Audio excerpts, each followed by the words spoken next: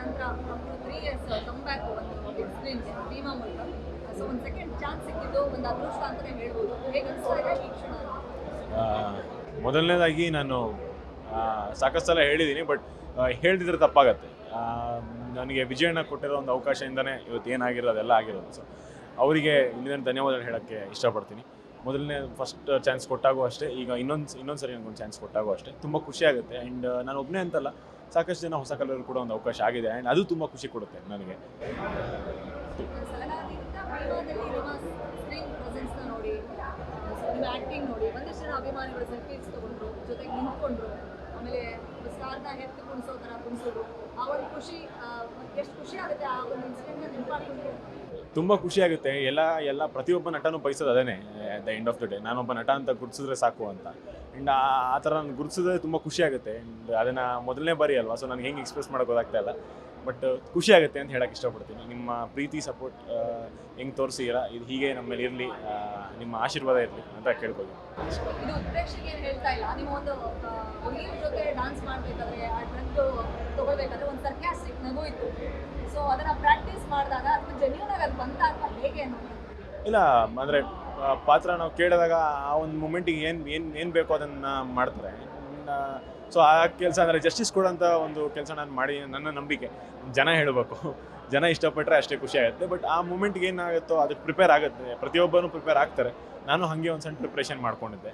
So ಹಾಗೆ madam. Real ಲೈಫ್ನಲ್ಲಿ ಅಪ್ಪ police officer, ಮಗ ಬಣ್ಣದ ಜಗತ್ತನ್ನ ಸೆಲೆಕ್ಟ್ ಮಾಡ್ಕೊಳ್ಳೋದಕ್ಕೆ ರೀಸನ್ ಏನು ಅನ್ನೋದು ಎಲ್ರಿಗೂ ಒಂದು ಕ್ಯೂರಿಯಾಸಿಟಿ ಇದ್ದೇ ಇರುತ್ತೆ ಸರ್ನ ನೋಡಿದ್ಮೇಲೆ. ಸೊ ಯಾಕೆ ಹೀರೋ ಆಗಬೇಕು ಅನ್ನುವಂಥ ಥಾಟ್ ಉಟ್ಕೊಂಡಿದ್ದು ಎಲ್ಲಿ, ಯಾವಾಗ ಅನ್ನೋದು?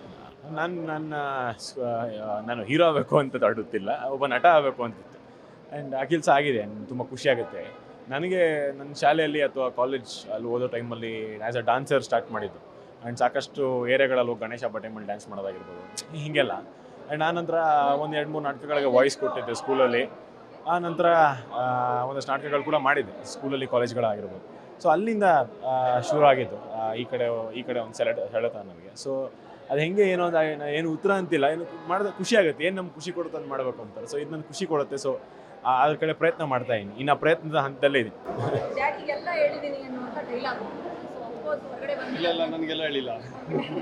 ರಿಯಲ್ ಡ್ಯಾಡಿಗೆ ಹೇಳಿದ್ದ, ರಿಯಲ್ ಡ್ಯಾಡಿಗೆ ಹೇಳಿದ್ದ? ಅದು ಮೂವಿ ನೋಡಿದ್ರೆ ಗೊತ್ತಾಗುತ್ತೆ, ನಾನು ಹೇಳಬಾರ್ದು. ಇನ್ನೇನು ರಿಲೀಸ್ ಆಗಿದೆ, ಸೊ ಎಲ್ಲ ನೋಡ್ತಿದ್ದಾರೆ, ಸೊ ಅವರೇ ಹೇಳ್ಬೇಕು ಅದನ್ನು.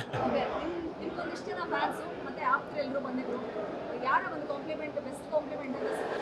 ಮೊದಲನೇದಾಗಿ ಫ್ಯಾನ್ಸ್ ಅಂತ ನಾನು ಹಂಗೆಲ್ಲ ಹೇಳೋಕ್ಕೆ ಹೋಗಲ್ಲ. ನನ್ನ ಒಂದು ಪರ್ಫಾರ್ಮೆನ್ಸ್ ನೋಡಿ ಇಷ್ಟಪಟ್ಟಿದ್ದಾರೆ. ಆ್ಯಂಡ್ ಅದಕ್ಕೆ ನಾನು ತುಂಬ ಹಂಬಲಾಗಿ ರಿಸೀವ್ ಮಾಡ್ತೀನಿ ಅದನ್ನು. ತುಂಬ ಖುಷಿಯಾಗುತ್ತೆ ಒಂದಷ್ಟು ಪ್ರೀತಿ ತೋರಿಸೋರು ಇದ್ದಾಗ. ನಾನು ಅವ್ರನ್ನ ಸ್ನೇಹಿತರ ಥರ ನೋಡ್ತೀನಿ, ಆ ಥರ ಅದೆಲ್ಲ ನನಗೆ ಇದಾಗೋದಿಲ್ಲ. ಬಟ್ ಅಂದರೆ ಹೇಳ್ದಂಗೆ ಖುಷಿ ಆಗುತ್ತೆ. ಒಬ್ರು ಯಾರೋ ಬಂದು ಹೇಳಿದ್ರು, ಸೈಕ್ ಸೂರ್ಯ ಅಂತೇನೋ ಹೇಳಿದ್ರು. ಸೊ ಅದು ಎಲ್ಲಿತ್ತು ಮೂವಿಯೆಲ್ಲ ಹೆಸರು ಇಲ್ಲೂ ಇಲ್ಲ, ಹೆಂಗೆ ಅಂತ ಗೊತ್ತಿಲ್ಲ. ಬಟ್ ಖುಷಿ ಆಗುತ್ತೆ ಹಂಗಿದ್ದಾಗ. ಮೇ ಬಿ ಅವ್ರು ಅಂದರೆ ಅವರ ಪಾತ್ರನ ಅಷ್ಟು ಕಾನ್ಸಂಟ್ರೇಟ್ ಮಾಡಿ ನೋಡಿದ್ದಾರೆ ಅಂತ ಅರ್ಥ. ಸೊ ಅದು ಖುಷಿ ಕೊಡುತ್ತೆ. ಅಪ್ಪಾಜಿ ಏನು ಹೇಳಿದ್ರು? ಅವ್ರನ್ನೇ ಕೇಳ್ಬಿಡಿ. ಮನೆಗಿದೆ ಅಂತ ಹೇಳಿದೆ. ಸರ್ ಹೇಳಿ, ಮಗನ ಅಭಿನಯ ನೋಡಿದ್ರಿ, ಬಿಗ್ ಸ್ಕ್ರೀನ್ ಮೇಲೆ ನಿಮ್ಮ ಮಗನನ್ನ ನೋಡಿದಾಗ ಎಷ್ಟು ಖುಷಿ ಕೊಟ್ಟು, ಹೆಮ್ಮೆ ಅನ್ನಿಸ್ತಾ, ಹೇಗೆ ಅನ್ನೋದು? ಅವ್ರಿಗೆ ತುಂಬ ಪ್ಯಾಷನ್ ಇತ್ತು ಮೊದಲಿಂದ. ನಮಗೆ ನಮ್ಮ ಥರನೇ ಓದಿ ಒಂದು ಗೌರ್ಮೆಂಟ್ ಎಕ್ಸಾಮ್ಸ್ಗೆ ಅಂದರೆ ಲೈಕ್ ಕಾಂಪಿಟೇಟಿವ್ ಎಕ್ಸಾಮ್ಸ್ ಬರೆದು ಕೆಲಸಕ್ಕೆ ಬರಲಿ ಅನ್ನೋಂಥ ಆಸೆ ನಮಗಿತ್ತು. ಲೈಕ್ ಯಾವೊಬ್ಬ ತಂದೆಗೆ ಏನಿರುತ್ತೆ ಅದೇ ಥರ.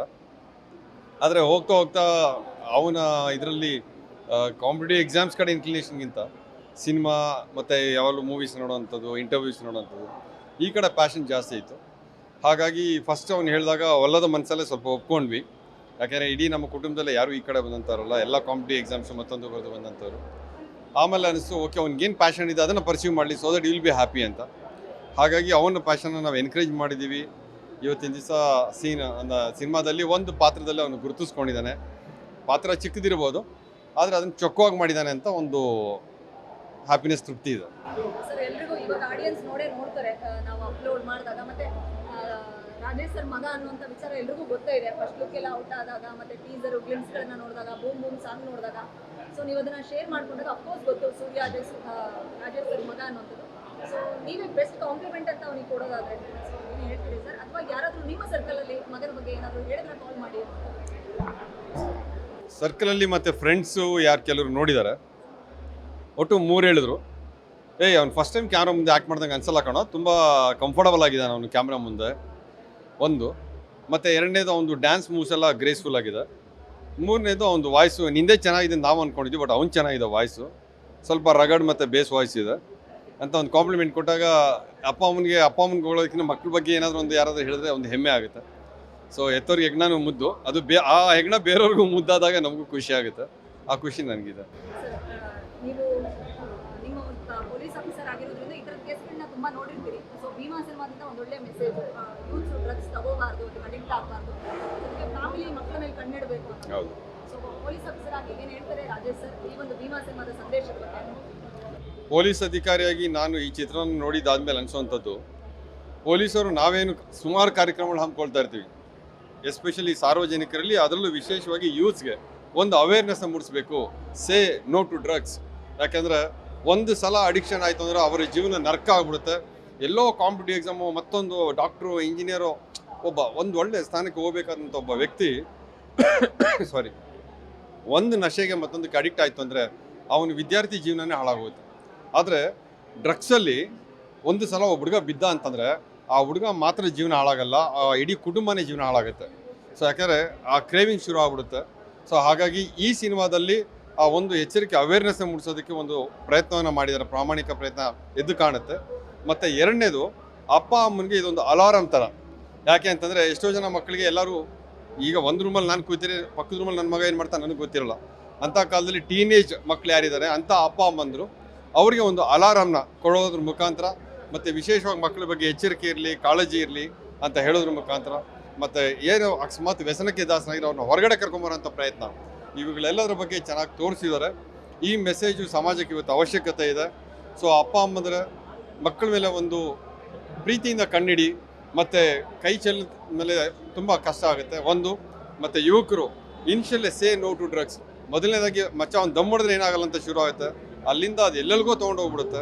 ಹಾಗಾಗಿ ಮಕ್ಕಳು ವಿಶೇಷ ಕಾಳಜಿ ಇಟ್ಕೊಳ್ಳಿ, ಎಸ್ಪೆಷಲಿ ಯಂಗ್ಸ್ಟರ್ಸ್. ಯಾಕೆಂದರೆ ಈ ದೇಶದ ಆಸ್ತಿ ಅಂತಂದರೆ ಯಂಗ್ಸ್ಟರ್ಸ್. ಆ ಯಂಗ್ಸ್ಟರ್ಸ್ ಹಾಳಾಯ್ತು ಅಂದರೆ ಇಡೀ ದೇಶನೇ ಹಾಳಾದಾಗೆ. ಹಾಗಾಗಿ especially youth of this nation, be careful, say no to drugs. That's it. ಅಭಿಮಾನಿಗಳು ಏನೇ ಹೇಳಿದ್ರು ಮನೆಯವರಿಂದ ಅಪ್ರಿಸಿಯೇಷನ್ ಬಯಸ್ತಾರೆ. ಎರಡು ಸಿನಿಮಾ ಆಯಿತು, ಫುಲ್ ಆಗಿ ಮಗನ ನೋಡಬೇಕು ಅನ್ನೋ ಆಸೆ ಇದ್ದೇ ಇರುತ್ತೆ. ಸೊ ಈ ಕ್ಷಣ ಭೀಮಾದ ಭಾಗವಾಗಿರೋದಕ್ಕೆ ಏನು ಹೇಳ್ತೀನಿ, ಫೈನಲ್ ವರ್ಡ್ಸ್? ಇನ್ನೂ ಸಾಕಷ್ಟು ಪ್ರಿಪ್ರೇಷನ್ ಅವಶ್ಯಕತೆ ಇದೆ, ಸಾಕಷ್ಟು ತಯಾರಿ ಅವಶ್ಯಕತೆ ಇದೆ. ಮತ್ತು ಅವನಿಗೆ ಆಲ್ರೆಡಿ ಒಬ್ಬ ಗುರು ಸಿಕ್ಕಿದ್ದಾರೆ, ಉತ್ತಮವಾದಂಥ ಗುರು ದುನಿಯಾ ವಿಜಯ್ ಸರ್ ಅಂತವರು. ಸೊ ಈಗ ಅವನು ಗುರಿ ಇದ್ದು ಹಿಂದೆ ಗುರು ಇದ್ದರೆ, ಇವನೊಂದು ಪ್ರಾಮಾಣಿಕ ಪ್ರಯತ್ನ ಪಟ್ಟರೆ ಒಬ್ಬ ಉತ್ತಮ ನಟ ಆಗಿ ಕನ್ನಡ ಚಲನಚಿತ್ರರಂಗದಲ್ಲಿ ಗುರುತಿಸ್ಕೋಬೋದು ಅಂತ ನನ್ನ ಭಾವನೆ. ಸೊ ಯಾರಿಗೆ ಪ್ಯಾಷನ್ ಇದ್ದರೆ ಅವ್ರು ಕಷ್ಟಪಡ್ತಾರೆ, ಎಫರ್ಟ್ ಮಾಡ್ತಾರೆ, ಅದನ್ನು ಮಾಡಿ ಆದಂಥ ತಪ್ಪುಗಳನ್ನ ತಿದ್ದುಕೊಂಡು ಇನ್ನೂ ಉತ್ತಮವಾಗಿ ಅವನು ಪರದೆ ಮೇಲೆ ಕಾಣಿಸ್ಕೊಳ್ಳಿ ಅಂತ ಬಯಸ್ತೀನಿ. ಗ್ಯಾರಂಟಿ ನ್ಯೂಸ್, ಸುದ್ದಿ ಖಚಿತ, ನ್ಯಾಯ ನಿಶ್ಚಿತ.